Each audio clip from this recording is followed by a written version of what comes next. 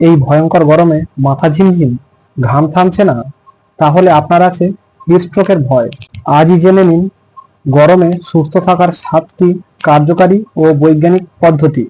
নমস্কার, আমি আজ ভিডিওতে বলবো এমন কিছু টিপস যেগুলি মেনে চললে আপনিও এই তীব্র গরমে থাকবেন ঠান্ডা, সতেজ ও নিরাপদ।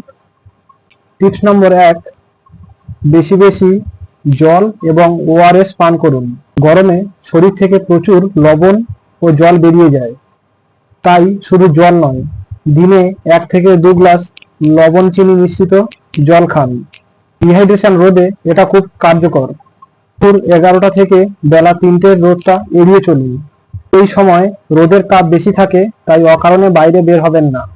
প্রয়োজনে ছাতা, ক্যাপ ও ভেজা গামছা ব্যবহার করুন।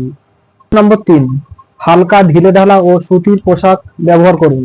সিনথেটিক কাপড় গরম আটকায়, তাই সুতির কাপড় ঘাম শোষে ও শরীর ঠান্ডা রাখে।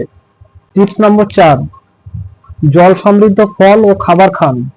তরমুজ, শসা, ডাবের জল, লেবুর রস এগুলি শরীরের মিনারেলের ঘাটতি পূরণ করে এবং শরীর ঠান্ডা রাখতে সাহায্য করে। টিপস নম্বর 5, বারবার মুখে, ঘাড়ে এবং মাথায় অল্প অল্প করে জল ছেটান। ঘাড়, কবজি এবং মুখে জল দিলে শরীর থেকে দ্রুত তাপ কমে। টিপস নম্বর 6, ঘর ঠান্ডা রাখার কৌশল।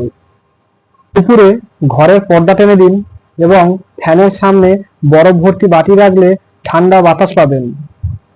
টিপস নম্বর 7, হিটস্ট্রোকের লক্ষণগুলি চিনে রাখুন।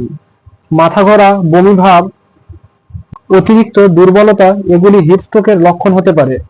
এমন হলে দ্রুত ঠান্ডা জল দিন এবং প্রয়োজনে চিকিৎসকের পরামর্শ নিন। টিপসগুলি মেনে চলুন, নিজে সুরক্ষিত থাকুন এবং পরিবারকে সুরক্ষিত রাখুন। আমার ভিডিওগুলি ভালো লাগলে অবশ্যই লাইক, কমেন্ট এবং সাবস্ক্রাইব করতে ভুলবেন না।